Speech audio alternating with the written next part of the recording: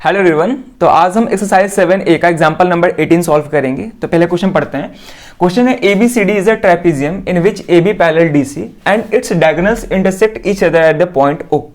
Prove that A upon OC is equal to B upon OD। ठीक है, तो इस क्वेश्चन में एक ट्रेपेजियम है ABCD जिसमें AB और CD एक दूसरे के पैरेलल है और इस ट्रेपेजियम के दोनों डायगोनल्स यानी कि डायगोनल AC और BD एक दूसरे को पॉइंट O पे इंटरसेक्ट कर रहा है, कट कर रहा है। ठीक है, हमें प्रूफ करना है AO और OC का रेशियो इक्वल होगा BO और OD के। ठीक है, ये हमें प्रूफ करना है। अब यहां पे देख पा रहे हैं कि जो डायगोनल्स है एक दूसरे को दो पार्ट में डिवाइड कर रहा है, तो दोनों पार्ट का जो रेशियो है दोनों डायगोनल्स का वो आपस में इक्वल होना चाहिए। ठीक है, यही हमें प्रूफ करना है। तो देखते हैं सॉल्यूशन। क्वेश्चन ऐसे भी पूछ सकता है कि prove that the diagonals of a trapezium intersect each other proportionally. ऐसे भी पूछ सकता है। ठीक है, यानी कि एक दूसरे को प्रोपोर्शनली इंटरसेक्ट करता है, यानी कि दोनों पार्ट का रेशियो मतलब एक दूसरे के इक्वल होता है, दोनों डायगोनल्स के। ठीक है, ऐसे भी क्वेश्चन पूछ सकता है। चलिए तो देखते हैं इसका प्रूफ। तो पहले जो गिवन है उसको लिखेंगे। तो गिवन में सिंपली दिया गया है ABCD is a trapezium in which AB parallel DC and diagonals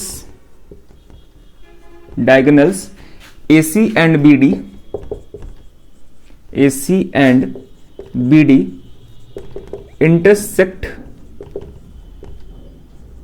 each other at point O।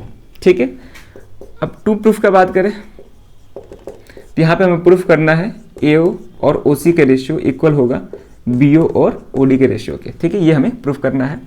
अब देखेंगे ध्यान से, क्वेश्चन में पैरेलल लाइन गिवन है और साइड के रेशियोज को इक्वल प्रूफ करना है। ठीक है, तो अभी तक हम जो भी थ्योरम पढ़े हैं तो वहां से हम ये देख पा रहे थे कि अगर पैरेलल लाइन गिवन होता है और साइड के रेशियोज को इक्वल प्रूफ करना होता है तो वहां पर हम थेस थ्योरम का यूज करते हैं। ठीक है, अब थेस थ्योरम का यूज करने के लिए हमें ट्राइंगल चाहिए होता है और पैरेलल लाइन चाहिए होता है, और एक पैरेलल लाइन ट्राइंगल के अंदर होना चाहिए और दूसरा पैरेलल लाइन जो होना चाहिए वो ट्राइंगल का एक साइड होना चाहिए। ठीक है, चलिए तो यहां पे भी हम इस क्वेश्चन को सॉल्व करने के लिए थेस थ्योरम का यूज करेंगे।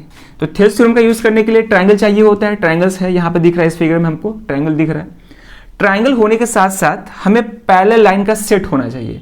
तो यहां पे तो हमको पैरेलल लाइन का सेट दिख रहा है, AB और CD एक पैरेलल लाइन का सेट दिख रहा है, लेकिन पैरेलल लाइन का सेट इस तरह से होना चाहिए कि उसमें से एक पैरेलल लाइन ट्राइंगल के अंदर होना चाहिए और जो दूसरा पैरेलल लाइन है वो ट्राइंगल का एक साइड होना चाहिए। तो ट्राइंगल के अंदर हमें पैरेलल लाइन नहीं दिख रहा है, तो यहां पे हमें कंस्ट्रक्शन करना पड़ेगा। कंस्ट्रक्शन क्या करना पड़ेगा कि पॉइंट O से यानी कि डायगोनल के इंटरसेक्शन पॉइंट से हम एक पैरेलल लाइन ड्रॉ करेंगे। आप पैरेलल लाइन AB की भी ड्रॉ कर सकते हैं, CD की, किसी की भी पैरेलल लाइन आपको ड्रॉ करना है। ठीक है, तो पॉइंट O से हम मान लेते हैं AB के पैरेलल लाइन ड्रॉ कर रहे हैं।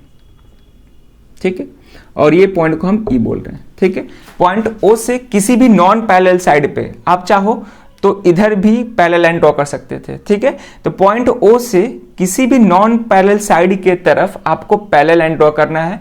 दोनों में से किसी भी लाइन के पैरेलल ड्रॉ कर सकते हैं, AB के भी पैरेलल ड्रॉ कर सकते हैं, आप CD के भी पैरेलल ड्रॉ कर सकते हैं, क्योंकि अगर आप किसी भी एक साइड के पैरेलल लाइन ड्रॉ करेंगे तो ऑटोमेटिक दूसरे साइड के पैरेलल हो जाएगा। ठीक है, अगर EO AB के पैरेलल है तो इनडायरेक्टली EO CD के भी पैरेलल हो जाएगा। ऐसा क्यों? क्योंकि क्वेश्चन में ऑलरेडी गिवन है कि AB जो है वो पैरेलल है CD के। ठीक है, ये DC के, और यहाँ पे हम बाय कंस्ट्रक्शन EO को AB के पैरेलल ड्रॉ किए हैं। ठीक है, EO को AB के पैरेलल ड्रॉ किए हैं, तो यहाँ पे CD भी AB के पैरेलल है और EO भी AB के पैरेलल है, तो यहाँ से हम बोल सकते हैं कि EO जो होगा वो DC के भी पैरेलल होगा। ठीक है, यानी कि ये तीनों लाइन आपस में पैरेलल होगा। ठीक है, यहाँ तक चलिए। तो अब हमको ट्रायंगल्स भी मिल गए, पैरेलल लाइंस भी मिल गए, तो अब हम आसानी से थेस थ्योरम का यूज कर सकते हैं। ठीक है, चलिए तो यहाँ पे कंस्ट्रक्शन लिखेंगे। कंस्ट्रक्शन में क्या लिखेंगे कि through O draw EO parallel AB intersecting AD at point E।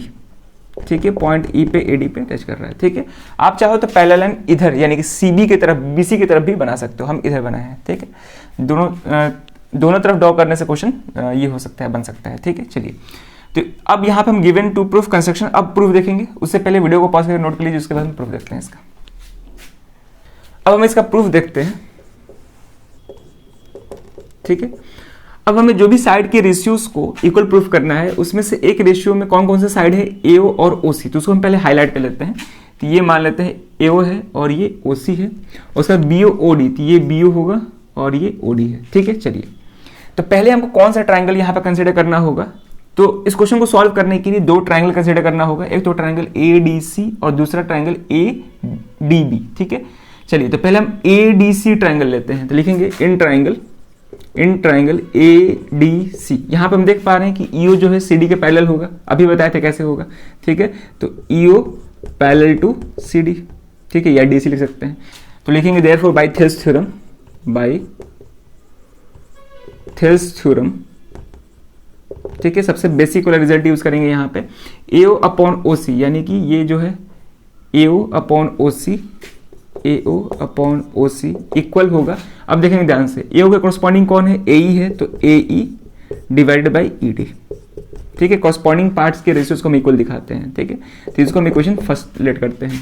अब दूसरा ट्राइंगल कौन सा कंसीडर करना होगा, ट्राइंगल एडीबी, वहां से हमको बीओ और ओडी मिल जाएगा, तो लिखेंगे इन ट्राइंगल एडीबी, यहां पे ईओ एबी के पैरेलल होगा, ईओ पैरेलल टू एबी, तो देयरफॉर बाय थेल्स थ्योरम, यहां भी थेल्स थ्योरम लगाएंगे, बाय थेल्स थ्योरम। अब यहां से हम बोल सकते हैं, ध्यान समझेंगे, यहां से हम बोल सकते हैं बीओ अपॉन ओडी, ठीक है ना, बीओ अपॉन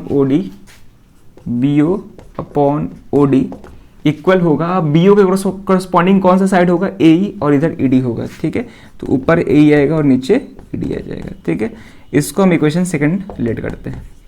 अब देख पा रहे हैं कि दोनों ही इक्वेशन में जो हमारा आरएचएस पार्ट है एई अपॉन ईडी, ये इक्वल है दोनों ही इक्वेशन में। तो यहाँ से बोल सकते हैं कि एओ अपॉन ओसी इक्वल होगा बीओ अपॉन ओडी के। तो from equation first and second we get, ठीक है, यहाँ से हमें मिल जाएगा AO upon OC equal to BO upon OD, ठीक है। यही हमें प्रूफ करना था, AO upon OC equal to BO upon OD, hence proved, ठीक है। तो इस तरह से क्वेश्चन को सॉल्व करना था, आसान क्वेश्चन था। यहाँ पे बस एक कंस्ट्रक्शन करना था कि इन दोनों में से किसी भी एक साइड के पैरेलल लाइन ड्रॉ करना था, वहाँ पे हम कर लिए। उसके बाद वैसे ये तीनों लाइन आपस में पैरेलल ही होगा, उसके बाद थेल्स थ्योरम का यूज करके हम इस क्वेश्चन को सॉल्व कर लिए, ठीक है। तो यहाँ पे हमको दो ट्राइंगल्स में थेल्स थ्योरम यूज करना पड़ा, तो ध्यान देंगे। तो क्वेश्चन को प्रैक्टिस करते रहिए, कहीं भी कोई डाउट आए जरूर आप उसको कमेंट करिएगा। इंपॉर्टेंट क्वेश्चन था क्योंकि सीबीएसई बोर्ड में पूछ चुका है, ठीक है। तो इस वीडियो में ये क्वेश्चन रखते हैं, अब मिलते हैं नेक्स्ट वीडियो में नए क्वेश्चन के साथ। Thank you.